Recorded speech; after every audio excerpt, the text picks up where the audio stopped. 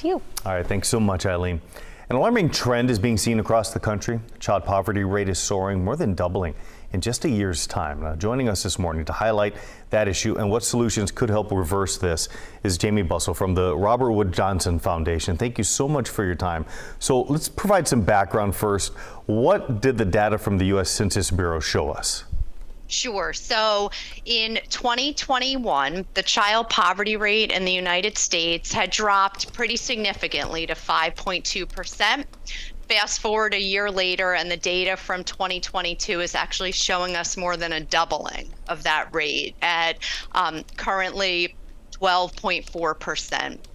And we really attribute that huge increase to, essentially two things: the expiration of a whole host of economic assistance that the government had deployed during the COVID pandemic. So a lot of those supports have since expired. And in addition, of course, to inflation. So, as a consequence, we've seen a more than doubling of child poverty rates over a year period. Yeah, so perfect storm there. So what can be done right now? What does the foundation hope to see going forward? Sure. So, there are a host of things that can be done, or I should say need to be done. Congress and states should reinstate and or build upon the policies and programs that we know have been incredibly impactful in reducing poverty rates. And we know that as a consequence of what we've seen and learned during the COVID pandemic. So for instance, Congress should reinstate the child tax credit. Congress should increase benefits to our food and nutrition programs, so things like SNAP and the WIC program.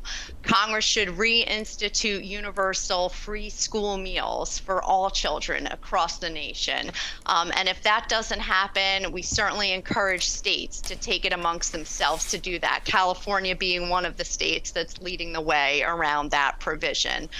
In addition, we believe that states should ensure that anyone who has been eligible for and benefiting from Medicaid should be able to continue to have access to that important program. And in addition, the 10 states that still have not expanded Medicaid in the nation, certainly encourage them to do so. And again, to be really fully funding the programs that we know have a profound impact on the health and well-being of kids and families, like the WIC program. Jamie, a very important conversation. Thank you so much for joining us to talk about it. Thank you. Thanks so much for having me. It is 9:20.